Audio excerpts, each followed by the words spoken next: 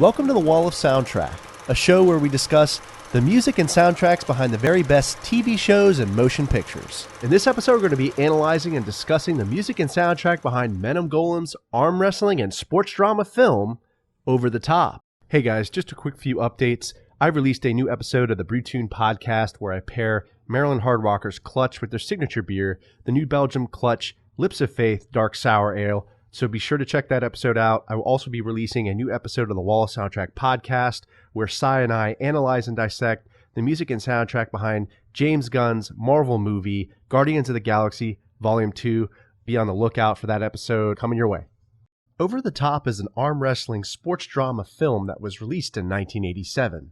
The film was directed by Menahem Golan, and the screenplay was written by both Sylvester Stallone and Sterling Silliphant. The story surrounds truck driver Lincoln Hawk, played by Sylvester Stallone, who has an arm wrestling side hustle.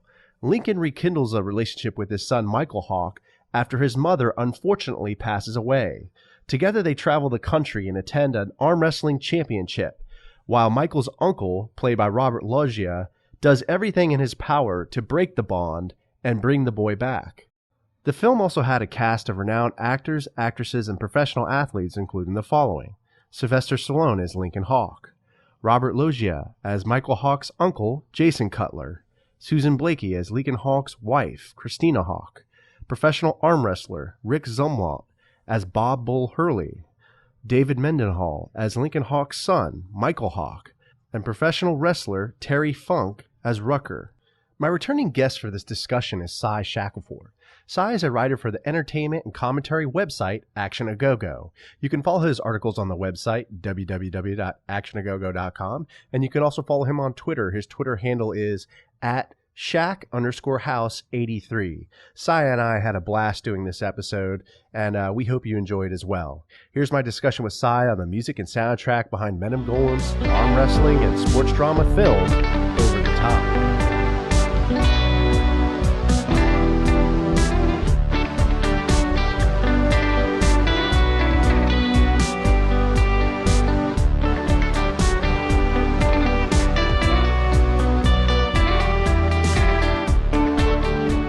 All right, Cy, thanks for joining me again. Good to be back, and happy holidays. Yeah, happy holidays to you. So, what's new? Well, with me personally, with Action A Go-Go, the last thing we did really was post our podcast that you and I did for Manhunter. And for me personally, I'm doing my annual top 10 hip-hop album review list that on New Year's Eve, I'm going to tag you and a whole bunch of other people in to argue, complain, praise, etc., but just spark discussion. Nice. So, what are some of those albums that are going to be in there? I'll tell you some, but not in which order they're in. Let Love by Common. What else? May the Lord Watch by Little Brother. What's it called? What Would Sheen Gun Do by Griselda. They're Shady Records' latest signing. They're from Buffalo. And Aesop Rock and Tobacco's album. What's it called? Malibu Ken. Okay. Now, the Common album, is that one that you think that's one that's like really... It was better than I thought, because the last Common album that I thought was dope came out in 2011. It was the Dreamer / The Believer album. That made my top 10 list that year, but every year after that, his albums like Nobody's Smiling. What was the one that came out before that? Black America Again. They were critically acclaimed, but they didn't really move me. I didn't really get into them as much as I thought I would, given that it's Common. But this one, I think he's back to form. I mean, do you think he's as focused on his hip hop stuff now that he's doing like more acting, or that's what I make note of in my review, because a lot of the album, really, especially his storytelling tracks, they're very cinematic, and I think a lot of that comes from, and mind you, he knew how to tell a story within a hip hop narrative before that. Rhyme a story all the way through, like Testify from his 2005 album B. But I think being an actor and having more work with that, it's helped him a lot in his lyrics and when he wants to tell a story and adding more detail, plot structure, twist endings, etc. Gotcha. So, have you seen any new movies lately, or? What did I see last? The Irishman, of course, everybody saw that on Thanksgiving Day. Yeah. on Netflix.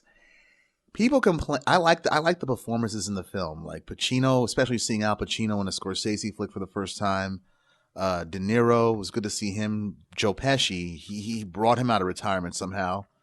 And in this film, he goes against the type that he usually plays in a Scorsese film. He was more subdued, quiet, the reasonable guy. Yeah. And other than that, though, the one thing I hear the biggest complaint I hear about that film is that it's 3.5 hours long. And yeah, it is. But The Godfather and The Godfather Part 2, both of those were over, almost hit the 3.5 hour mark, each of them. But I think the difference is those films were a lot more interesting. They weren't bloated, didn't drag on in certain parts like The Irishman did. Yeah, it's really long. I mean, I was I still like haven't finished it totally. I didn't finish it the first day I saw it. I was falling asleep in certain parts. Yeah. Then I had to devote a day where it's like, okay, you're going to watch this film, but press pause and take bathroom breaks and lunch breaks if you have to. Yeah, really. One other thing I noticed is it's really more of like a history lesson, I feel like. And like trying to fill in the gaps about what happened to Jimmy Hoffa, because my generation and most people I know that have heard of Jimmy Hoffa, they just say, oh yeah, that's the labor guy who disappeared. But it's like, how did he disappear though? What really happened? I think this film tries to show like what really happened. And like, it's speculative, I think, because no one really knows. I mean, they said it's based on Ed Sheeran, the title Irishman's book that he wrote saying that he killed Jimmy Hoffa, but who really knows? Yeah, I think it was called like I Paint Houses. Yeah, which was a secondary title of the film and a line used in the film. And that's a euphemism for I kill people. Yeah. Mm-hmm. Yeah. What was really interesting about that film, something I noticed, a small little detail, was that there's a scene where Frank goes and he goes down to actually Jacksonville, surprisingly, and he drops off a truck. Oh yeah. Or it may be Baltimore. It was Baltimore. Sorry, I stand corrected. But he meets a guy called David Ferrier, and David Ferrier was Ferrier. I can't say his name, but actually, when Pesci's doing the voiceover. Mm-hmm. He actually plays that character, David Ferrier, and in JFK. Really? Yeah, he actually played that character because Ferrier was like known to like run guns to the Cubans, and it's kind of cool. I was like, damn, that's it's just some. I realized it and it kind of blew my mind, The guy with the ears. Is that what they called him in the film? Yeah, or no, it was or his head or something. Yeah, he was like the guy where he pulls up into Baltimore, in the port of Baltimore, and he's like the first guy he sees, and he's like, you'll see a guy named Ferrier. He's like, and that's David Ferrier, the guy that was like Pesci plays in JFK. And man, Pesci was so good in that. Yeah, he was. He's been in retirement for a long time. I'm surprised they even got him out for this. Yeah, do you know why he was in like retirement or? I don't know. I mean, I guess he didn't want to. He made enough money and didn't want to have to do any work. I guess it's like Bill Murray. Bill Murray, he just comes out whenever the hell he wants to. He really doesn't have to do nothing. Yeah. He's another guy. It's like he's kind of a little. I don't know. He's a great actor, but I mean, he's kind of a little strange. I find like he's a little different. Yeah. I think to be an actor, you got to be a little bit different. Yeah, exactly. But yeah, I like the movie. I think I really want to do an episode on the soundtrack because it'd be almost as long as Casino, but it'd be worth it. We may not be able to cover all the songs. Like one related film that I've been wanting to see, and this is this is surprising. Uncut Gems, the Adam Sandler movie. Oh yeah, I saw that's coming out soon, right? I know it's already out. My brother told me he saw it when I spoke to him on Christmas Day. Okay. Yeah, he said it was real good. I mean, Sandler can act when he wants to, no doubt. Yeah. But this is like some New York City crime drama kind of thing or whatever. And that's what I like about it. I want to see him go against type. Now the movie's about, was it like gambling or something or? Gambling. I think I think Sandler plays like a jewelry store owner or whatever. Okay. And he runs afoul of a bunch of criminals that want to use his shop for like laundering or other kind of criminal purposes. I guess that's what I surmise from it. Yeah. And that's like more of a serious role for him, right? Because he's usually just doing comedy films. Yeah, screwball comedy films of his own production, directing and writing. I mean, they're usually funny to me. Yeah. Yeah, but he's had like a few serious roles before, like Punch Drunk Love and Reign Over Me. That was probably his most serious role. Okay. He's always got the same guys in his film, like Rob Schneider or Rob Schneider, Steve Buscemi. Yeah. And Steve Buscemi's a great actor. He's fun in anything he does. Yeah. But yeah, man, we're doing this soundtrack for Over the Top. Sylvester Stallone. He's epic, man. He's writer, director. Did you see the new Rambo film? Did that come out? Rambo number 5. Was it Last Blood? Yeah, I saw the trailer for it. I don't know if it actually came out, but even in seeing the trailer for it, I'm like, why? Yeah. Why? What can John Rambo do now? He's damn near 80. Yeah. I mean, Rocky Balboa, that I get. I mean, the dude just stays in the background as a trainer now. Yeah. But John Rambo, nah. And even the 4th Rambo that came out in 2008, I was skeptical about that. But when I saw it, it was like, okay, you just hit the mark. Yeah, that was super violent, right? Ultra violent, more violent than the previous Rambos, actually. Yeah. Yeah, you know what it was funny? I was watching a Howard Stern interview with Sylvester Stallone, and he was talking about, like how people don't realize that he's like a writer-director, and that how First Blood was like this like 3-hour movie where like he's running around and he's like, doing all this crazy stuff in the woods and, saying all these kind of stupid things, like stupid dialogue. So he's like, yeah, I had to like rewrite this like 3 or 4 times. And he's like, it was a 3-hour movie. He's like, then we just cut it down to 90 minutes. And he's like, and it just worked, It did work. First Blood was dope. I mean, for most of the film, you're trying to figure out why these guys keep attacking him. And in this whole film, it could have been avoided if Brian Dennehy had stopped being a prick and just let that motherfucker get a bite to eat like he wanted to. Yeah. And I mean, I think he's a vet. He's a Vietnam War vet. He should have got a free meal. Yeah. It shed a lot of light on how veterans were mistreated. Yeah, and especially like I think it was an indictment of police brutality in small town America, and a critique on how American soldiers are treated post Vietnam when they got back. Yeah, because you saw Stallone at the end of the film. They call me baby killer and a bunch of vile crap.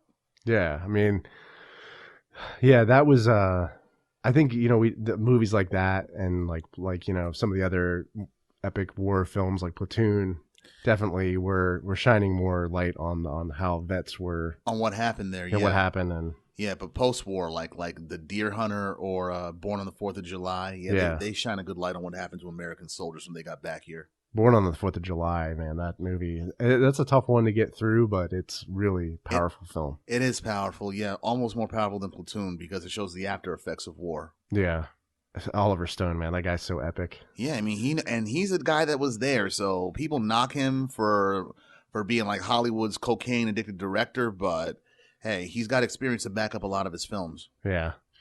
So this film, Over the Top, I mean, this was like one of Stallone's more serious, like acting roles kind of coming up. But he knew it was going to be a bomb in the box office because he said no to it several times to the director, Menahem Golan.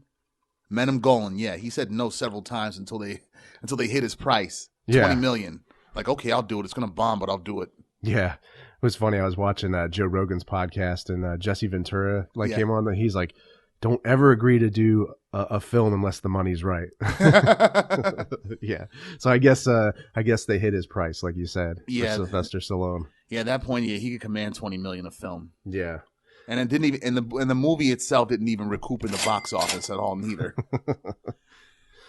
And it got critically bashed. I get why it got critically bashed, but at the same time, there was good music and like it has all the hallmarks of a Stallone 80s action film. Yeah, a drama, him being a parent, action, of course, and I think this movie really shined a light on the whole arm wrestling, the sport of arm wrestling. Yeah, which I thought was kind of cool. It actually had arm wrestlers in the film. Yeah, real life arm wrestlers. Yeah, and some like WWF, like I think it was what's his name, Terry Funk. Yeah, they had Terry Funk as one of the bodyguards for Robert Loggia's character. Yeah, and then Robert Loggia. Yeah, he's epic. I mean, he was in The Sopranos, Independence Day, Scarface. Yes. Yeah, he's epic. Like he was always a fun actor to watch. Yeah, I liked his role in Scarface. And Big. Yeah, and Big. Yeah. Yeah, Scarface is Frank Lopez. Yeah, but at the end when he had him on his knees begging Tony Montana, it's like, come on, dude, you begging for your life now? When you school Tony on the rules of the game? Yeah.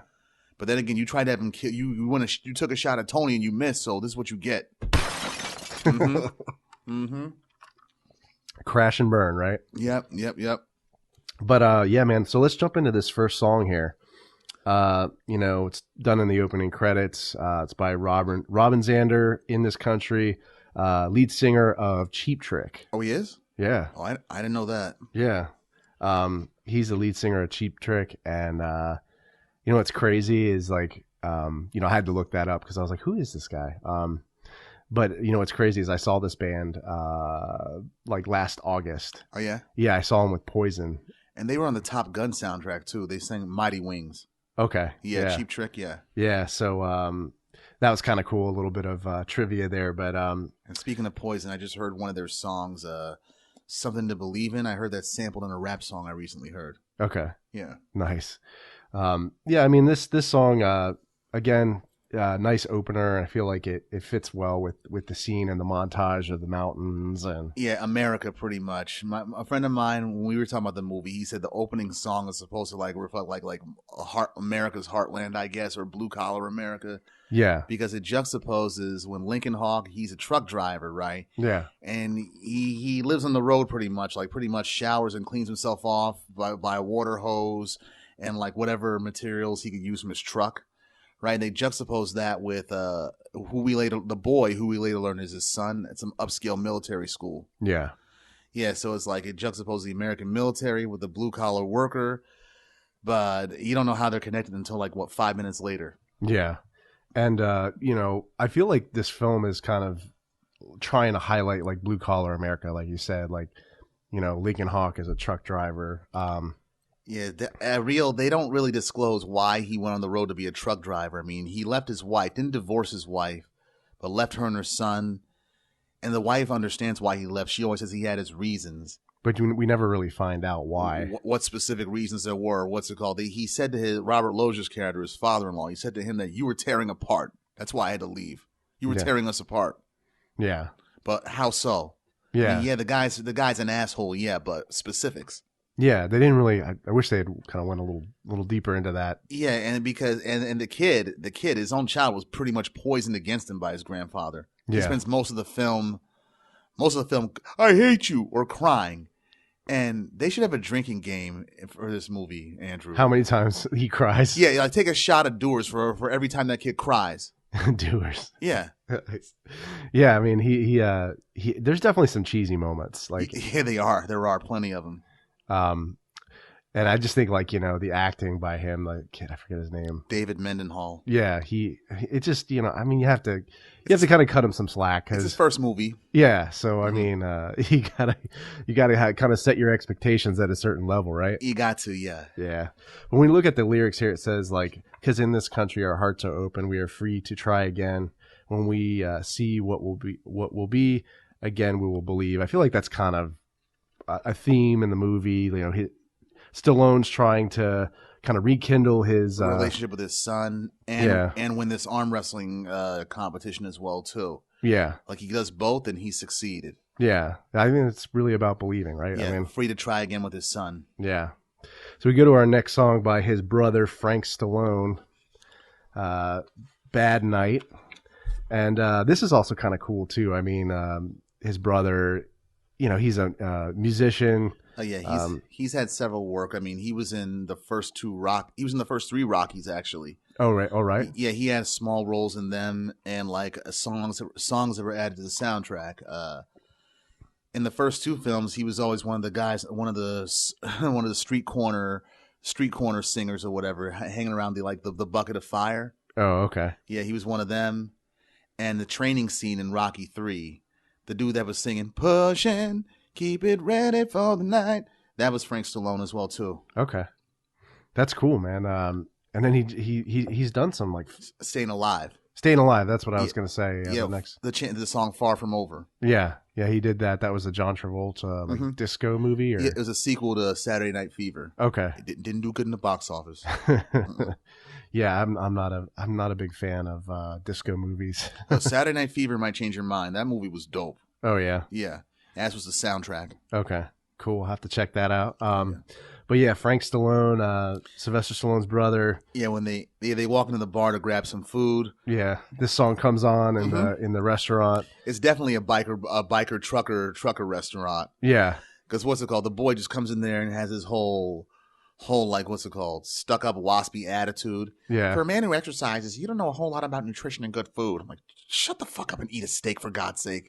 He's like, I'll have a tuna wrap or something. Or like, they don't have that in here, or if they do, they don't call it that. Yeah, that was funny. It was funny, yes, it was. And the scene that happens within it when he gets challenged by some blonde haired dude named Smasher. Yeah, talking about what $600 or $1,000 I can beat you in arm wrestling, and the music gets more intense. Yeah, and Stallone takes his hat off turns it backwards. I'm like, what is going on? And the whole time you're like, is this gonna like break into a fight? Like you don't really know like what Sylvester Stallone like does. He's a trucker, but you don't know like kind of where it's going after that challenge, right? Exactly, yeah, because he's like his son doesn't know. It's like, what's going on? I gotta go to work, Mike. And then the whole arm wrestling part reaches. It looks like how much of that is real? Yeah, like I mean, these are pretty big guys with muscles and whatnot, but it's like Stallone's supposed to win. So how much of this is actually an arm wrestling contest? How much muscle is put into it? I thought they were gonna fight. I mean, I thought they were going to fight as well, too, because it's like, what's it called? I'm Smasher. I can rip your arm off. But then after he beats him in the contest, collects his money, both of them are good. They just shake hands like mans and just like, okay, good match. Yeah. And it's always like super hot in the restaurant. They're all like sweating. Yeah, they all are. Yeah, it's like, ain't y'all got air conditioner in there? This is 1987, right? Yeah, like 87. Yeah, y'all got AC. Even for a trucker bar, y'all could afford some air conditioner in there. It don't got to be that. Don't got to be that sweaty and grimy. And yeah, because Bull Hurley, when he walks in, he's sweating like a motherfucker. Yeah, it's like, dude, what's going on with you, man? And when he grabs the boy's hand, he's like, what are you doing with that guy? He's like, creeper. He's my father. Too bad. Hey, Hawks, double or nothing. Come on, man. That guy, I think everybody we could pretty much say looked like they were semi-roided up in this movie. Like, roided up or pro wrestlers in some sense. Yeah. Yeah, because even like when they get to the actual arm wrestling tournament, you see all them dudes in there, like one redheaded dude with a mullet and some glasses and a beard and some big ass arms. I'm like, do you work IT on the side, or are you a bodybuilder on the side? Yeah, it was. They're so testosterone driven. Yeah, and then there was actually like some women, female they had arm wrestlers too. Yeah, they had a female contest in there for like the winner of that wins $50,000. Yeah, so I guess I didn't really know, like, when I saw this movie. I had seen it as a kid, like, little clips of it on TV, like, when, I'd be, like, changing the channel. But I was like, they have a movie about arm wrestling? I didn't think, like, arm wrestling was, like, a big deal. Was a thing, yeah. And I remember that movie Dodgeball when they highlight all the obscure sports in the world. This could probably count as one of them. Yeah, exactly. But, yeah, I think this song, it does kind of like you said, it illuminates the challenge, like, and also I feel like Stallone doesn't want his son to see that he's a hustler, right? Like, right, yeah. I mean, this is how he makes his side money, yeah, through arm wrestling contests. But is it really hustling? I mean, he beat the guy fair and square. Yeah, and he didn't go and challenge him. The guy challenged him, said $1,000 I can rip your arm off. Okay, I'll take it. And I mean, like, if we look at the lyrics, it says, I get up, it's too late, I lay down, sit and wait, I see the clock. It ain't time. What I want, I can't find, but I've been waiting so long for what I fear has come. And I think that kind of illuminates. He's like, I don't want my son to see me like this. Yeah. Yeah, and of course, we see why, because his son immediately judged him. Like, your relationship isn't already that good anyway. He sees you do this. He's like, you hustle that man. But, Mike, I'm calling my mother. Yeah. It's like, come on. What's your mama going to do? She's in a hospital. She's dying of heart failure. Yeah, and then, like, I feel like he does also kind of allude to, like, the grandfather telling him that he was like a drug dealer or something. Yeah. He said, my grandfather told me that you were a drug dealer. Are you going to get violent now? Yeah. And I told him all bunch of just poison him against his father. Yeah. And the grandfather, we later learned that, what's it called? When Stallone tells his son, I wrote you and your mother letters all the time. Well, I never got them because the grandfather intercepted them and hid them. Yeah. Like, why? It's like, but we never find out why. Like, I guess it's kind of the plot hole, right? Like, because you're a rich asshole and you don't want your daughter with some working class trucker who she likes. Yeah, maybe that's the point, right? Like, there's illuminates the snobbery, and I think so. Yeah, he does look down on him. Yeah. So we go to the next song here by Big Trouble. All I Need Is You. This is kind of funny. I mean, they play it in the truck and they're like turning off the. Sounds like that's a nice song. Turns it back on. Yeah. Like father-son dynamic, unresolved issues of dominance. Yeah. It's not a song I would like, but Yeah. Nor would I. And I think they're just really trying to just be really hit you over the head with this. All I need is you. Okay, father, son. Okay, I get it. Yeah. At one point, this is like a female group, Big Trouble, but when I was listening to it, I was like, it almost sounds like it brought me back to Top Gun. That song like "Take My Breath Away." I thought that they had maybe like sung that because like I was like, oh, Kenny Loggins did this, but of course it wasn't. No, it's not Berlin. No, but yeah. I mean, I was just kind of like, man, there's a lot of 80s, like really good 80s musicians that were. Yeah, the soundtrack was really underrated for this film. Yeah, like Sammy Hagar, like before Van Halen. Yeah. Yeah. So, but yeah, this it's like it's kind of cool because they kind of injected into the scene through the radio, they're turning the radio on off. But yeah, I guess it kind of illuminates their kind of like. They need to like bond, right? Yeah, like they got to. Yeah, the mother wanted Lincoln to pick up his son so they can bond. Yeah, I guess that was like she knew she was on her way out, so that's her last wish to unite her husband and her son to get back together. Yeah. Then we go to our next song by the infamous Kenny Loggins. Of Loggins and Messina. Yeah, meet me halfway. This was a big radio hit when I was a kid, especially when this movie came out. I mean, it was already on one of his albums before it appeared in the Over the Top soundtrack. And I guess being on this soundtrack kind of gave it, I guess, more of a new life. And a side note to that was I remember in 88 or 89, my mother was taking me around with her so she can go shopping. And it was in, where was it? It was on Rockville Pike, the TJ Maxx that's up there. Okay. Right. And they used to have another store, a KB Toy store, I think, at the bottom of the place, I think it was. And they had over-the-top action figures in there, too. Stallone and a lot of the arm wrestling guys, too. Yeah, I miss those days. Like, when I was in like in middle school, they used to have I even think they had like Aliens movie action figures and stuff, like the Corporal Hicks. Like, yeah, they had those. I remember seeing those. Yeah, that was cool. Like, yeah, they still do it, but it's not as much as they used to anymore. Or maybe because I'm not into action figures anymore, I just don't pay as much attention. Yeah, but I feel like those are probably huge money makers for the studios, right? They are, and they're huge money makers. Whoever buys them and never opens them. Yeah, because then you could sell them on like eBay or something, right? Those are collector's items, yeah. I mean, or even a toy store that deals in those kind of items. Yeah, I remember I don't want to get off on a tangent here with James Cameron, but the Terminator like action figures and the Aliens, like all that stuff. I remember they were releasing like cups, like Terminator T2 cups in the movie theaters. I remember that. I remember McDonald's even had like a special for T2 at the time it came out. Yeah, just like they did with Batman Returns too. Like collect all 6 cups. I imagine they're doing that with the Star Wars.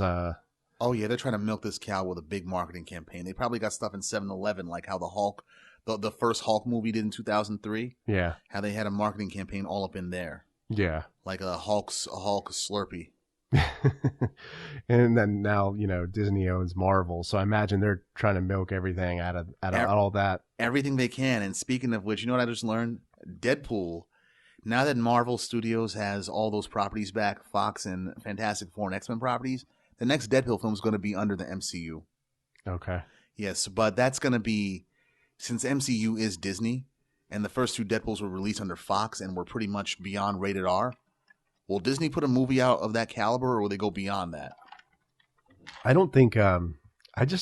Do you think it's going to be watered down? I mean, it worries me. That's what worries me. Will it be watered down? I mean, Disney, they showed on what's it called with their Netflix Marvel properties that they didn't water shit down. Right. I mean, then them shits were rated R as they come in. It's sex scenes, all that. Yeah. And even had a scene where the Punisher, the John Bernthal's Punisher, actually cut a dude's dick off. Oh, yeah, wow. He cut a dude's dick off, then went to a bar, then put it in a tip jar. Jeez. I'm like, wow, the irony, a tip jar. A little tribute to Johnny Bernthal. Yeah. Yeah. Right. But this song, we went off on a tangent. This song, Meet me halfway. Yeah, it's shown. They do a piano version of it throughout the film. Yeah. Like the song, like when Lincoln and his son they go to sleep in the truck. And then they start doing like push-ups outside. And Yeah, like in the morning. Impromptu workouts. Yeah. Yeah. And like what's it called? He basically teaches his son how to like do pull-ups, lift weights, and even modifies his military uniform to pull off the other sleeve that got ripped off earlier. Yeah, make it look like kind of like a trucker, biker kind of make it look cooler. Yeah, yeah. And the other time they show this song is when what's it called? And the piano version as well is when Lincoln, he basically leaves California because of the legality issues with his son and the grandfather. And he's headed to Nevada. He's like in the truck just with the one arm pull down thing. Yeah. And you hear the piano coda, and I always remember this scene. He's in the Nevada desert. He's driving. The truck gets out of sight, but then you see Nevada state line. Good luck. Then it goes to the boy who finds the letters in the grandfather's house. Lincoln sells his truck for what, $7,000, and keeps the hawk. Yeah. And then he goes to the Vegas tournament and bets on himself, $7,000. The odds on him were what, 20-1. Yeah. Yeah. So when he won the tournament, he cleared like what, 140,000 right there. Yeah. Yeah. 100,000 in prize money and the truck. I'm like, you good? You can start your own company now. Well, the crazy thing is that remember his like grandfather was going to give him $500,000 and then like an actual truck. Truck. I would have kept the money. I wouldn't just put it back in his pocket. I'm like, I already got a family. I'm like, let me keep this money. It's a lot of money. Yeah. And then gone and done the wrestling competition too as well. Like, yeah, I did that. Yeah, too. It's like, okay, I got your grandfather's money. This is my fuck you money. Yeah. Then you could have come out almost a millionaire, right? Like, you could have. Yeah, you could have. Yeah, I mean, and he could, like you said, at the end of the film with that money, him and his son could start their own trucking company. Yeah, he could have sold 2 trucks, right? Or had 2 trucks. 2 trucks. Yeah, he could have done that. Yeah, and during the song, we see a little bit of what goes on before the tournament. Like we see like this one dude who's always in military, John Grizzly, with the FUBAR tank top. And you see all them getting ready, like rubbing the chalk on their hands and whatnot. Yeah. Or lifting weights. Yeah, it's really a lot. That's a real arm wrestling thing is a real thing. It was a real thing back then. It's still a real thing now. Yeah, I mean, surprisingly. Did you see that guy? He ate the cigarette. Yeah, John Grizzly. Yeah, when he faced Stallone. Yeah, he drank motor oil too. Idiot. Yeah, I'm like, there's a lot of pro wrestling psychology that a lot of these arm wrestlers do. Yeah. They try to act all animalistic and whatnot to scare their opponent. But Grizzly went over the top, just eating a cigar, chomping it down, drinking some motor. I'm going through you like gas in a funnel. Idiot. And then what do we see after he's eliminated? He's taking some Alka-Seltzer. Yeah. Dumb motherfucker. I mean, that'll definitely mess you up pretty good, but potentially kill you, right? Like it'll potentially kill you, yeah. And the other event that's happening during this song is the boy, after he learns that his grandfather had been lying to him all these years and found the letters, he puts on his clothes, escapes, and steals a car. Jeez. That's Chekhov's gun right there. His father taught him how to drive that truck. So driving a pickup truck was no problem for him. Yeah. And like what's crazy about that is like he definitely pisses off a bunch of people on the road, right? He cuts a bunch of people off. Yeah, it's like you don't even got no license is the thing. Yeah, and then he just leaves the truck at the airport. Yeah, legally, that's a legally binding contract in some states. If the dude was like, you can't just leave your truck here like that. You can have it. Idiot. So legally, the truck is his. Hey, and it's a nice, what was that, Toyota 4Runner or something? Or he's like, hey, boy, you just can't leave that truck here like that. You can keep it.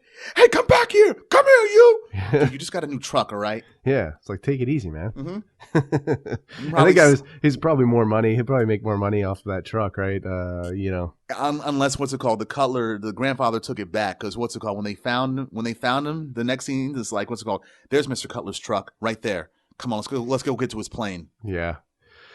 A little unbelievable. Like if you, I guess they didn't have the security right back then. Or... I guess they did not, because the boy, he even escaped to get on. He was almost on the airplane until he saw his grandfather's people, then was forced to hide out in the luggage compartment. Yeah, they find you there, man.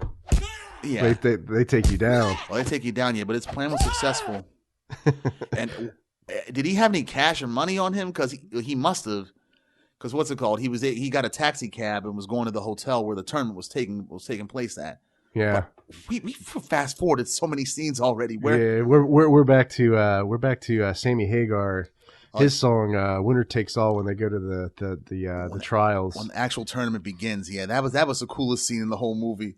Yeah, Sammy Hagar. I mean, that guy, epic, right? Like epic. Yeah, I mean when he what's it called? When he took over as singer of Van Halen, what do they call it? Van Hagar. Yeah, Van Hagar. I mean, he was noticeably different singer than David Lee Roth. I mean, in terms of his vocal stylings and whatnot, and his topics. I mean, mostly talk about love.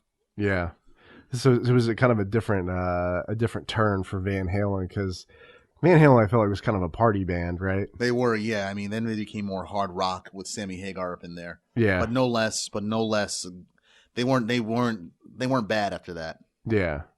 I think he gets a lot of flack, and it's kind of like with every lead singer, like change, like AC/DC or Alice in Chains. Oh yeah. It's like, it's always tough for like the second guy to come in and fill the shoes for Drowning Pool. Yeah. Yeah. I mean, it's just tough. So it's like everybody just needs to like take a chill pill. Yeah. It's not going to be the same band exactly, but Right. They all bring in different elements, and you have those haters in there. There's always going to be haters. Yeah. It's like, what's it called? The second person to come fill in the shoes, really, they have a tough act. They have a hard job, especially the first act already made a big impression. Like Genesis, when Peter Gabriel, when he left Genesis, Phil Collins took over. Yeah. It took like a few albums for him to really find his niche and for him to become big. And it's kind of the same situation, right? I mean, Phil Collins had his own solo career, just like Sammy Hagar. He did, yeah. I mean, he had a solo career while Genesis was going on. Yeah. Concurrently, and both of them went well. Yeah. Sammy Hagar, same thing. Even when he took over the reins of Van Halen, he still had some solo albums coming out. Yeah, Don Henley. I mean, like those for Eagles. Yeah. Yeah. I mean, everyone just needs to take a deep breath.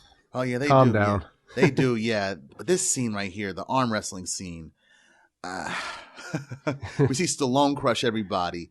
Bull Hurley with the blaster on his shirt. Yeah. He's just crushing people. You ain't shit. He's all like roided up. He's roided up. Yeah. Yeah. I'm like, Jesus. Yeah. A lot of this is funny.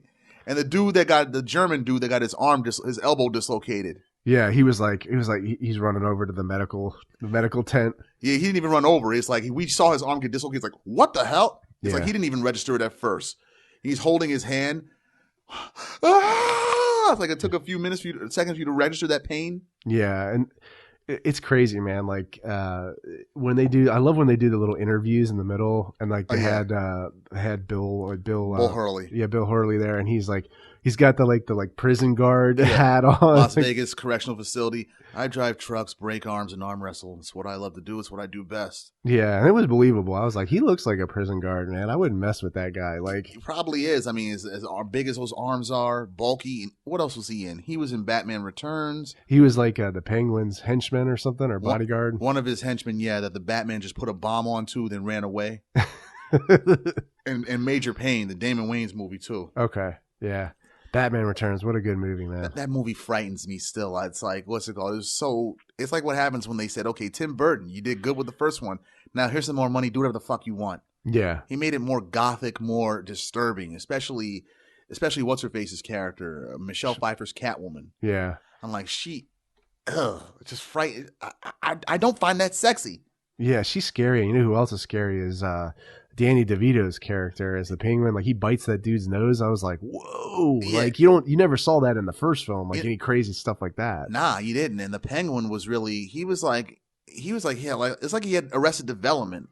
Because you see some spittle on his mouth, and he spent most of the time in a onesie. Yeah. And playing with children's toys and whatnot. And he's like eating the fish, like raw fish, yeah, like all over his mouth and like walking around. Mm-hmm. It was a weird. And him with Chris Walken too. And the funny thing is, Danny DeVito said the whole time we were filming, and as scary as I look, Christopher Walken frightens me. And I feel like Danny DeVito is the scarier character, right? Yeah, he's the scarier character. Chris Walken did not scare me this film. He didn't have that. He has his Walken trademarks, but yeah, Danny DeVito, he's sociopathic and inwardly and outwardly. Yeah. Well, another film I feel like we need to cover the soundtrack for. I don't know if there's that much music in it, but True Romance.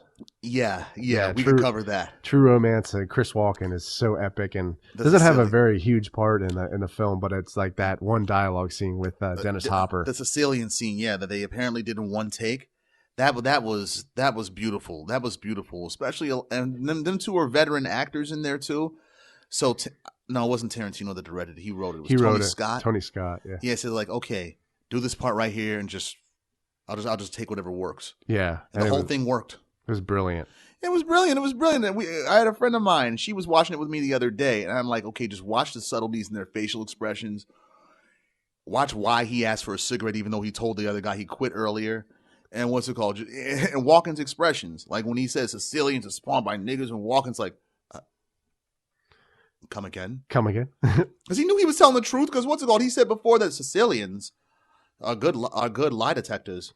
My father was a world heavyweight champion of liars. Well, I feel like Hopper knew he was gonna die. He's like, "Can I have one of those Chesterfields?" Yeah, he's like, if I'm gonna die my way. I'm gonna salt the hell out of this motherfucker. Yeah. It was awesome. It was fun to watch. Yeah. And then like even after it, like Walken's like, "Take this eggplant," you know. He's like, wipe this eggplant off of my like suit or something. He's like, "I haven't killed anybody since 1984. Frankie, go to this comedian son's apartment. Find me something to help wipe this egg off my face. Yeah. Tell me where this asshole went." I feel like it definitely was written by Tarantino, and you could tell just by the dialogue. I mean, the dialogue, yeah, and like the whole obsession with race and the fact that Walken's character is a Sicilian Don, but he's under the thumb of an Irish American gangster. Yeah, and Walken's character, he's got Drexel, Gary Oldman's character, under his thumb, and Drexel thinks he's black. Yes, yeah, it's definitely, you could tell, written by Tarantino. Definitely an interesting film. Yeah, it's a teenage boy's wet dream, that whole film is. Like, the dude gets the girl, it's ultra violent. Yeah.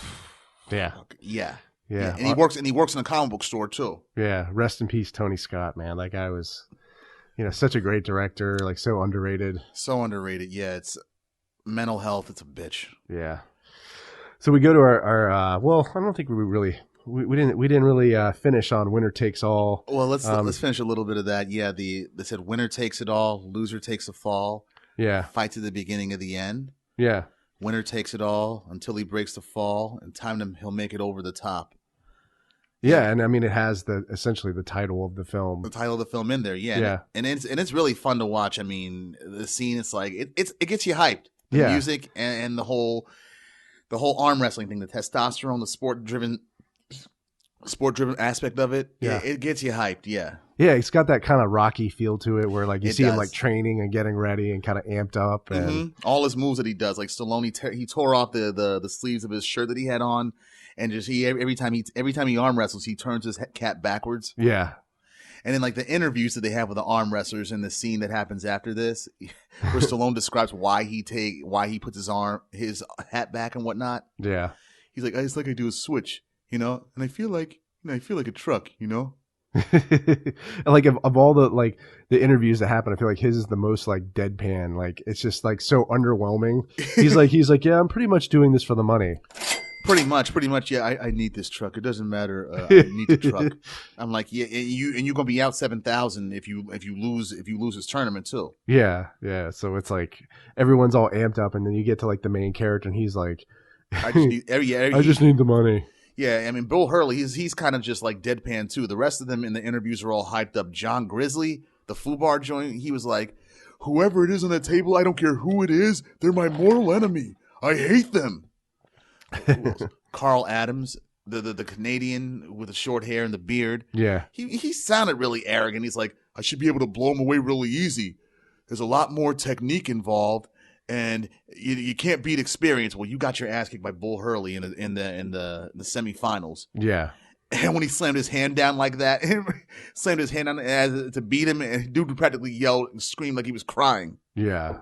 I imagine even Stallone's character Lincoln Hawk, he had to go to like the medical tent, right, to get his like bicep checked out, and like he said there's some tearing in there. Yeah. So they had like massage and medical tents up in there. That was smart. Yeah, I think out of everybody, all the arm wrestlers, he looks like the smallest guy, right? Probably he is. That's exactly how it looked. Small in terms of height and small in terms of his muscular stature and whatnot. Yeah. And Stallone's pretty cut to begin with, but not like these dudes. A lot of these dudes are arm wrestlers. Yeah. they had one dude in there, the black dude, Harry Moscow, who always wore he was from the Teamsters. Yeah. But he often wore some product placement shirts, like an Alka-Seltzer or a Budweiser shirt. Yeah. Speaking of product placement, Brute. Oh yeah, Brute. Yeah, they were there. I saw that. Yeah, I was like, damn, there's a lot of product placement there. It was on the truck, right? Mm-hmm. Like, then he was towing a trailer that had Brute on the side of it, entire crate that had Brute. And even at the tournament, it was sponsored by Brute. I was like, wow, maybe Brute contributed to the movie's budget. Yeah, they probably did. It wouldn't surprise me. It's like, who wears Brute now? I mean, come on, Brute's like Kelly LeBrock Brute. Come on, put it on. I feel like everyone do you even get Brute spray? Do they even have spray deodorant anymore? I don't know. All I remember is that when you in Home Alone, he puts the Brute on and it stings them. Yeah. That's the only thing I can remember of Brute. That and the commercial with Kelly LeBrock. That's all I remember. Yeah. Wayne's World, I think Mike Myers, he's like, "Sir, is that Brute are you wearing?" Yes, my woman likes me when I wear cologne. God. Yeah. But so we go to the next song by Giorgio Moroder. Yes. The Fight. He does a lot of instrumental tracks. He was heavy and he did most of the Scarface instrumentals. Oh, nice. Flashdance. He was heavy in a lot of 80s soundtracks. That's awesome. I didn't know that. Scarface. Like Italian synth. He's really big into that. I wonder if he did the theme song for Scarface. He did it. Yeah. Yeah. Okay, that's awesome. I got the soundtrack for it at home. I managed to find an original version of it because the version I originally bought off Amazon was like a remixed 20th anniversary version where nothing sounded right like I remember it. It didn't even sound like how it did in the movie. Okay. It's like added. It's like they just remixed everything. It's like, why? Yeah. Why did you sell this? It's not that much different than. Yeah, and why did you sell me this knowing it wasn't what you advertised or what I was paying for? Yeah, man, it's just all about the money, motherfuckers. But this guy is considered the father of Italian disco. I think he did several of the instrumentals that happened during the arm wrestling tournament. The first one we hear after Winner Takes All, when they're introducing the last remaining 8 competitors and the interviews that go behind them and whatnot. Yeah, that part, and the other one, the fight, where we're at now, the fight. Where where Lincoln gets his mojo back after refusing the money from his father-in-law. Yeah, he put somebody through. He put Terry Funk. He has revenge for Terry Funk just bullying him earlier, saying you're not wanted here, and just tackling him and getting him arrested. Yeah, that's revenge for earlier. Because when he refuses the $500,000 and the truck from his father-in-law, stuffs it back in his pocket. He's like, when this is over, I'm coming to get my son. You're going back on your word. Yeah. You were a loser, Hawks. You've always been a loser. And then Terry Funk's blocking Stallone. He's like, Mr. Cutler is talking to you. I'm through talking to him. And he pushes Hawks. And Hawks looks at him like, I can't believe this. Okay, I've had enough. Punches him in the stomach really hard twice, kicks him, then pushes him right through the hotel door. It's like, yeah. They're not going to sue you for that because he hit you first. Yeah. And besides, your father-in-law is pocket change to him. Yeah. It didn't matter. I mean, and it was a Hilton too. Yeah, I know, right? Mm-hmm. That's an expensive place. Yeah, it's an expensive place. Yeah, and they play the fight music again when he gets his mojo back and goes into the next round and just basically marauders the competition. Yeah, he takes out John Grizzly for the loss from earlier. And Grizzly, he just took some motor oil in order to intimidate Hawk. Drank motor oil. And then he fights this other dude that was in First Blood Part 2. Okay. I don't remember his name in the film, but in Over the Top, his character's name is Mad Dog Madison. Okay. Yeah, Southern dude. You hear it in his voice. And he acts like a damn mongoose when he's about to arm wrestle Stallone. Howling in the air, making all these faces. It's like, come on, dude. You're not scaring me. Yeah, just focus on the task at hand, right? Fuck the theatrics. Stallone doesn't even do all that shit. I mean, when he beats a guy through intense tournament, he'll bang his arm on the table and shit. But nothing like over the top, so to speak. Yeah. And his whole strategy, I mean, Stallone, is to get the over the top, like getting his fingers over his thumb, his thumb, and squeezing it right so that it hurt.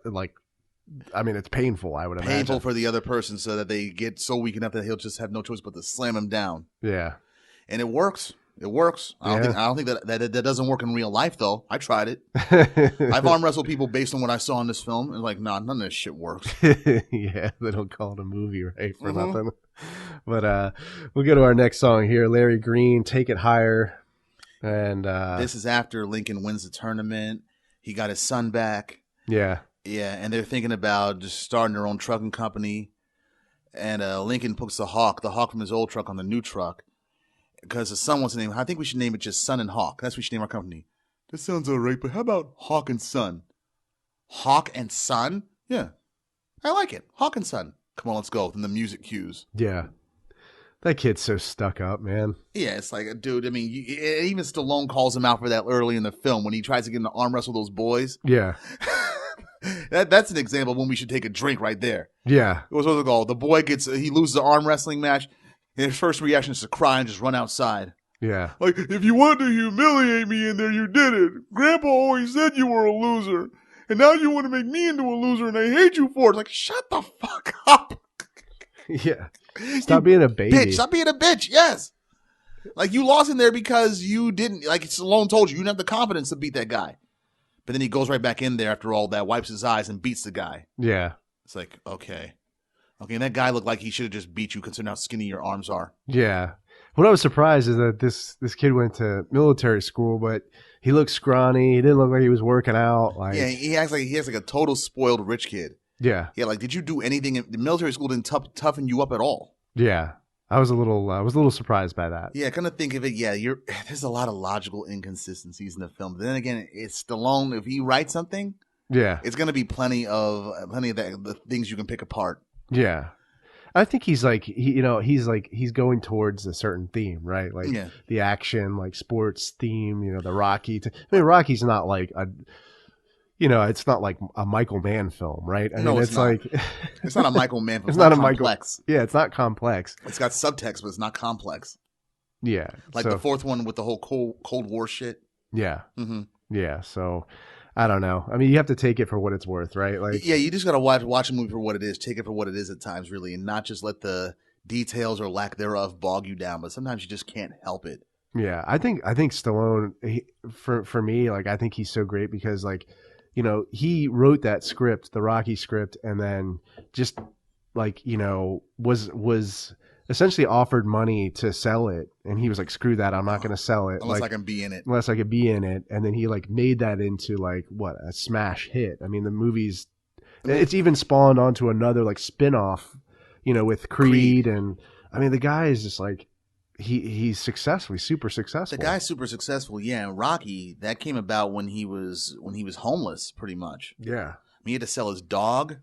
Yeah, and what's it called?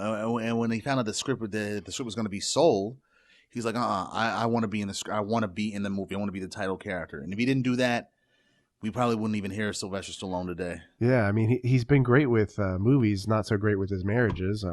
Yeah, that's true. That's true. I mean, he married Brigitte. He married Brigitte Nielsen. I think he's been like divorced 4 or 5 times. 4 or 5 times, yeah. And like, how many kids does he have per marriage? Except for Nielsen, he didn't have no kids with her. Yeah, but they made a roast, the joke about that, the Flavor Flav roast. Yeah, Greg Giraldo got up on stage. Oh man, he's ruthless. He's ruthless. I wish he was still around. His insults were funny. He said, "What's it called?" What did he say? He said, he said to Brigitte Nielsen, because she was messing with Flavor Flav at the time. She was his girlfriend. Yeah. And he said, "Brigitte, if you want to quit a lot of the disgusting things that you've done throughout your career, why don't you get your pussy sewn shut?" Oh. And he said, "Hey, your pussy is so big that Sylvester Stallone left his career in there." I'm like, that's fucked up, but not true. Because he did the Expendables at the time. So. Oh wow, man. Yeah.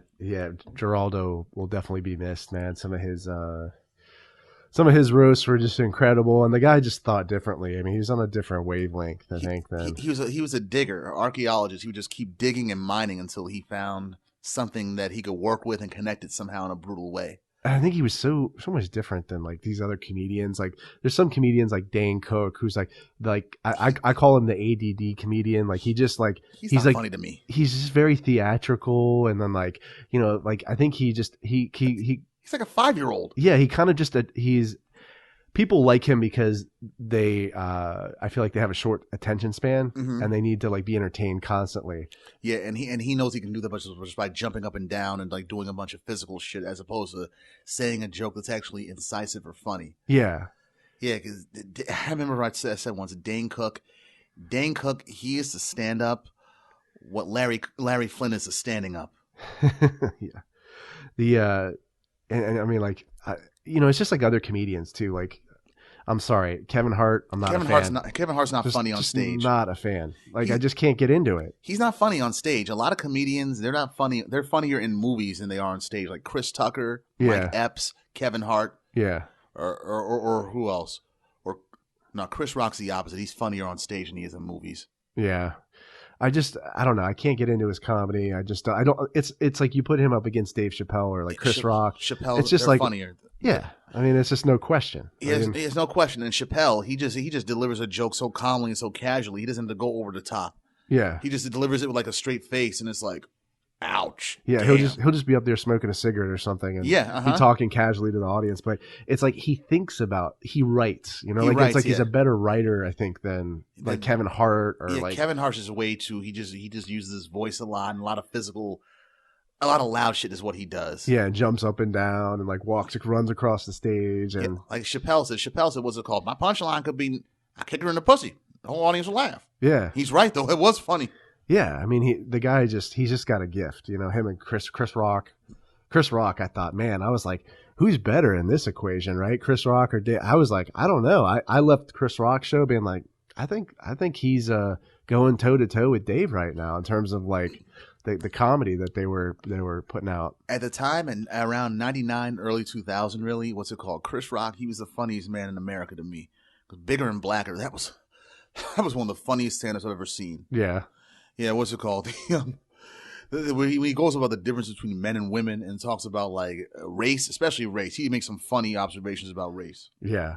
Him and Dave Chappelle, man. I feel like they're. Chappelle, they're definitely smart. It's like this. My uncle calls him intellectual humor. Paul Mooney too. Paul Mooney. Paul Mooney is just like you have to be. Certain crowd goes to a Paul Mooney show because like he will insult you. He will insult you, and he doesn't give a shit. No, like, he doesn't. He doesn't. I remember. And when you and I first met, I remember when we started talking about comedy, talking about Jim Norton, Paul Mooney. I remember just one joint that Paul Mooney said that just still has us both laughing. He said it on stage, but he also said it in the 2000 movie Bamboozled when his character, who's a comedian, is talking to Damon Wayans' character, who's his son in the movie. Damon Wayans looks at him and says, "Why do you have to use that word nigger so much?" And Paul Mooney, with his deep ass voice and his deadpan face, he says, "Nigga, I say nigga 100 times every morning when I wake up. Keeps my teeth white." Oh man. He is just he's on another wavelength, man. That guy, and like I said, you have to be with the. You have to be in the right mindset. You got to like that type of comedy because he pushes the envelope. He will insult people. Yeah, I mean, is he an insult comic? Does he go out there and just insult people in the audience? Like, I don't think he insults people, but I think he's maybe controversial. Yeah. He'll hurt somebody's feelings. Yeah. Yeah. Like Chappelle, he hurt the trans community. Apparently, he got a lot of backlash for his jokes about them. Yeah. Excuse me. And then this stand-up special, in order to make fun of the controversy, he basically explains the whole LGBTQ thing in the form of a carpool ride. Okay. Which was brilliant. So, yeah, man, we're going into I think it's the last song here, right? Take It Higher was technically the last song, but we got two more songs that didn't appear in the film. Yeah, Larry Green, Mind Over Matter. That was not in the film, but was actually... Yeah, it wasn't in the film. It wasn't in the film. No, it wasn't. It was just on the soundtrack. Yeah. I think, again, fits in with the theme of the film. Yes, you can overcome these obstacles if you put your mind to it. Yeah, that's the gist of it. And, Stallone, like we said, was the kind of the undersized guy in the film. The undersized arm wrestler. And then, I didn't notice this, but Larry Green, he did a song on the Top Gun soundtrack. I have that too, actually. I don't remember what song exactly. It's called, what was it? Into the Fire. I think that's what it was called. Into the Fire. Yeah. Yeah, I've heard it. I can't remember it offhand, but I have heard it. Yeah. So that's cool. A lot of real good, like I said, 80s Yeah, they musicians. were. Kenny Loggins, Larry Green, I mean, this is a time Sammy like, Hagar. I mean, mid 84, like 80s, 84, 89. That was the time to get in on a soundtrack, really. Yeah, and this film came out, what, a year after Top Gun, right? Yeah, Top year Gun after came out Top in Gun. 86. So. Yeah, it did. Yeah. And Kenny Loggins, he was still hitting it big. I mean, he had Footloose. Yeah. He had this film, Top Gun. What else? And a few years later, Caddyshack 2. Which, the film was garbage, but the soundtrack was better. Largely because of him. Yeah.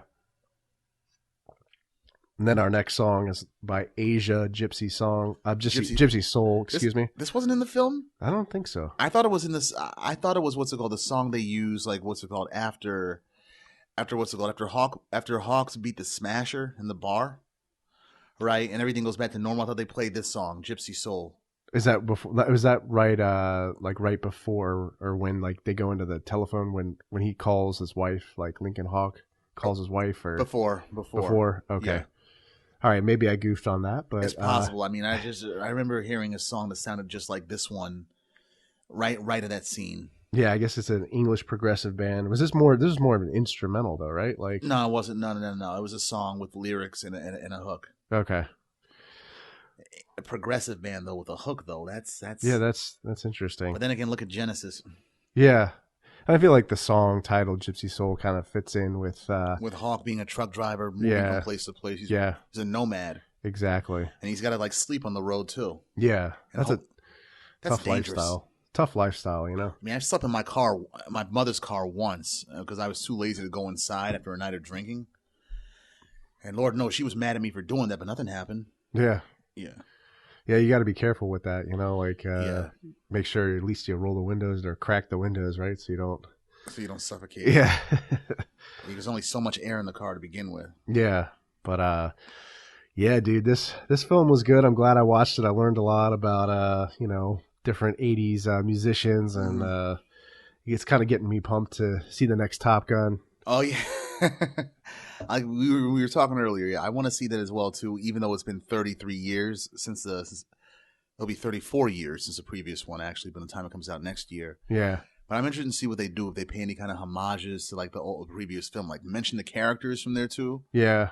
Because some of them are any of them dead now? Actually, the actors. I mean. Well, I know Michael Ironside. He's not going to be. He's not going to be in the movie. I figured Jester wouldn't be, or Tom Skerritt as Viper. Yeah. He's still alive, though, right? They're all still alive now that I think about it. Yeah, even the minor ones like Cougar and Hollywood. Val Kilmer, right? Yeah, Iceman, he's apparently going to be back. Oh, he's going to be in the movie. Yeah, but at the same time, it's like really Pete Mitchell. And I mean, Tom Cruise's character Maverick. It's like you've been flying jets for 34 years. You didn't bother to quit. Yeah. And do you think are they going to bring back Kelly McGillis? I don't know. No, I wouldn't think so. No, she don't look the same as she did back then, and she's Jennifer Connelly's in the movie, right? Like she plays the love interest for Maverick. Yeah, she should play his daughter. Yeah, and she's forever young. Yeah, she's pretty. Yeah, she is. But yeah, that I wonder, like Val Kilmer's character, like what he's gonna look like, because I know he kind of looked bad for a little bit. Really bad, fat at one point. Yeah, and then they said he had throat cancer. Yeah.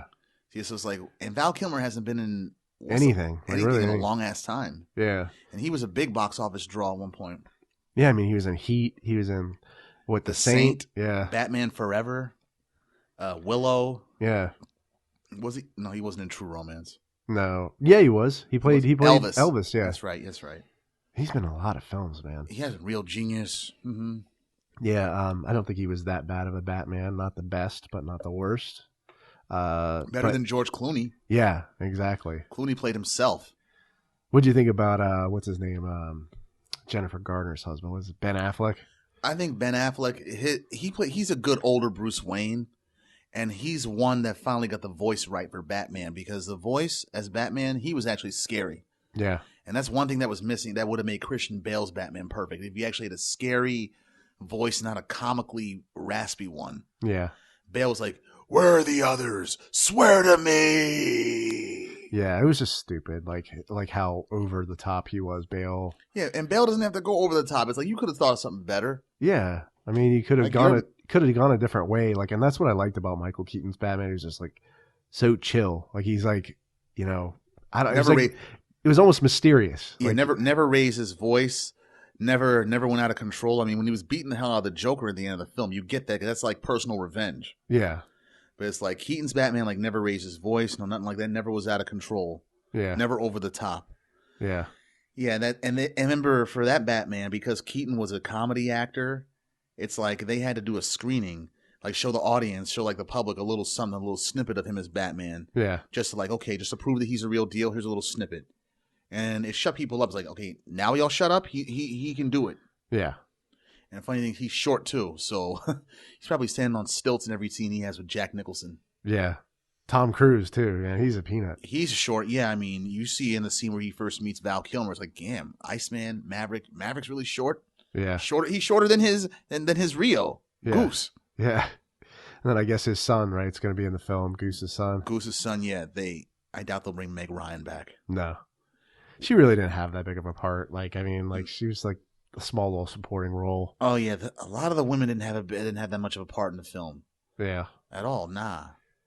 And you know what's kind of cool is Ed Harris is going to be in it. Really? Yeah, he's going to have a part in it. And I feel like he kind of reminds me of the guy. Stinger, James Tolkien's character. Yeah, where he's like, you really see him on the carrier. Like Yeah. he's got the hat on and smoking the cigarettes. Smoking the cigars. God damn it, Maverick. Yeah, I feel like that could be like maybe he's playing that character, Ed Harris, but he does. I mean, he kind of looks like him. He kind of looks like him, kind of sounds like him too. If you hear Ed Harris in a conversation or see some of his roles, Yeah, he's got that like that tough working class drawl to his voice. yeah. That's another guy I feel like is so underrated, man. He has not won an Oscar at all. It's sad. I mean, he's been in a lot of shit that he should have won Oscars for. Yeah, Pollock, like Westworld, he's really good in. Oh, like, Westworld, give that man an Emmy for that. Yeah, Apollo 13, he was awesome. Like The Abyss, History of Violence, State of Grace. History of Violence, I thought he was really good in. He was really good in that, but his character was a dummy, though. I mean, think about it. Like, he wants revenge on Joey Cusack or Tom Stahl or whatever, right? Yeah. So if you know this guy is Tom Stahl, one of the most vicious mobsters in the Philadelphia Irish mob, and took out your eye with a barbed wire. Wouldn't you come with a lot more people? Or Why would you go to his house with only two guys with you? Exactly, right? Like, and then you get killed by the dude's son, who has almost genetically inherited his pop's violent streak. Yeah. Idiot. Yeah, dummy. and William Hurt, the dude's brother in the film, he was a dummy too. Yeah. A sociopathic dummy who seemed removed from his emotions, but he's like, how do you fuck that up? How do you fuck that up? What do you do? What are you gonna do? Give him mouth to mouth? That's one of the best lines. What are you gonna do? Give him mouth to mouth? Did you just see that little shit? And find my brother and kill his ass. And then when he knows he's about to be killed, he's looking for his keys. He looks up. Oh, Joey! Jesus, Joey! And didn't even think anything was going to happen. He didn't think he was going to be killed. Like, what did you expect? You just tried to have your brother garroted instead of having him shot. Tried to have him garroted. You turn your back. I'm like, dude, just put a bullet in his ass if you feel that bad about it. Of course, it had to be drawn out, right? Like it had to be at a showcase that Joey Cusack. He still got it, even though he's been playing another guy for years. Yeah. And the whole time you think he's like this innocent dude, but no. But what's it called? Yeah, he's really an ex-Irish crazy mobster, but he's been playing this other dude for so long he believes it. Yeah. But what a good movie, and it is violent, man. It's typical David Cronenberg. Yeah, they didn't make the violence anything that's glamorous or shit. They made it like, hard to look at. Yeah. And even the sex scenes were hard to look at. Yeah, they were pretty graphic. Like they were both pretty graphic. I mean, the scene at the beginning of around the beginning of the film when him and his wife got the house to themselves at night. She dressed up like a cheerleader. It looked like a Cinemax movie or something, right? Well, it did because they were in a 69 position together and she wasn't wearing no panties. Jeez. And then the second scene, when after she finds out he's really Joey Cusack, and she's turned on by that. All them girls want bad boys thing. She slaps him. He chokes her. He tries to pull away, but she's like, fuck that. Come back here. Fuck me on the stairway hard. And afterwards, she's ashamed of what she did. She was in, you know what she was in as a show called Goliath. Have you seen that yet? I've heard of it. Dude, you got to watch that. Maria Bello, yeah. I saw her in this. I've seen her in Thank You for Smoking. Yeah. And Prisoners and A Coyote Ugly. Yeah, Prisoners was a really good movie. Prisoners is really good. I mean, I was waiting to the very end, like, what the hell actually is going on here? Yeah. And that kid that you're torturing, he's not the cause of this. Yeah. He's too mentally stunted to be the kidnapper kid. What was his name? Paul Dano. Paul Dano, yeah. He was in what's it called? There'll Be Blood. I just remember every scene where Daniel Day-Lewis would kick his ass. He was in, like, I feel like he had a couple of cameos in Sopranos. Probably did. Yeah. I feel like most of the really good actors, like, you know, or like well-known actors did have a cameo or two in Sopranos, right? A lot of them did. And speaking of cameos, I remember we mentioned Adam Sandler's movies earlier. And to take it back, to hark back to our podcast for The Wire, you remember Carcetti's aide in season 4 and season 5, Neil Steindorf? Yeah. He was in Big Daddy, actually. It's a bit part. If you pause it just right, you see him. Yeah. The scene where they're at the McDonald's. Okay. What's it called? Where he finds out McDonald's ends breakfast at 10:30, which it no longer does, which makes us old. Yeah. But what's it called? The kid starts crying. He's like, I wasn't cursing at you, kid. I was cursing at the lady. And the customer above him's like, great parenting. And Sam's like, thanks. What are you, my therapist? Take a walk. And takes Toes' fries. That was Neil Huff. Oh, wow. Michael Steindorf. Nice. Like just one line. Great parenting. Yeah. Well, hey, man, this was awesome. Enjoyed going over this soundtrack. Huge fan of Stallone. Looking forward to hopefully catching that other movie, Last Blood. Yeah, see how it is. If he can still pull something out with John Rambo, I'm with it. Yeah. Because what's it called? I remember I bought all the Rambo movies individually at first. And then when Rambo 4 came out, then they put a 4-pack together. It's like, I got to get that. Yeah. But they better not do like a 5-pack or whatever. I'm kind of hoping this movie bombs so I won't have to buy it. Yeah. Because I recently bought Lethal Weapon, all 4 Lethal Weapons in just one Blu-ray pack when I really just wanted to not buy the 4th one. Yeah. There's always the money, right? Like always the money. Yeah, they always got to make the money for it. I mean, even though it didn't come a decade after the 3rd one, it came like 5 years after the 3rd one, or 5 or 6 years. But y'all didn't need to do it. I couldn't take it seriously, especially with Chris Rock up in there. Yeah. And Die Hard. Yeah, they overdid that one too. They overdid Live Free or Die Hard and dumbed it down, making it PG-13. Yeah. What the fuck are y'all thinking? Yeah, I mean, they lost the edge with the Die Hard series. Idiot. They did lose the edge, really, and they waited 12 years after, what's it called, Die Hard with a Vengeance to do another one. You don't wait 10 years to do a sequel. Yeah. I mean, I still want to see Top Gun, and I might even see the 4th Friday movie if they ever do it. Yeah. But I don't have faith in them being like up to par with any of their previous versions. Yeah. Well, we'll see what happens, but hey, man, thanks for doing this. We'll hopefully do another episode soon. Oh, we will, most def. All right, man, take it easy. You too, bro.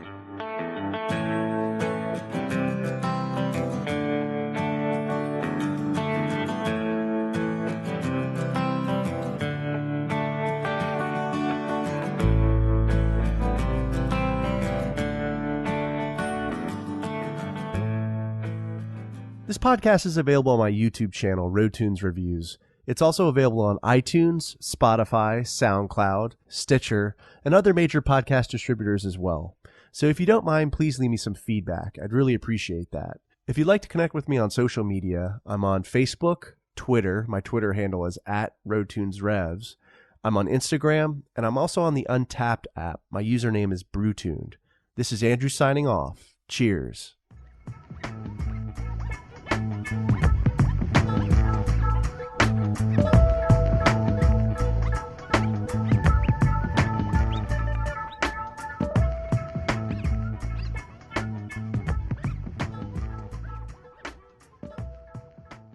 If you enjoyed this video, please subscribe to the channel and follow Rotunes Reviews on Blogger, Twitter, Facebook, and Instagram. And as always, thank you so much for your support.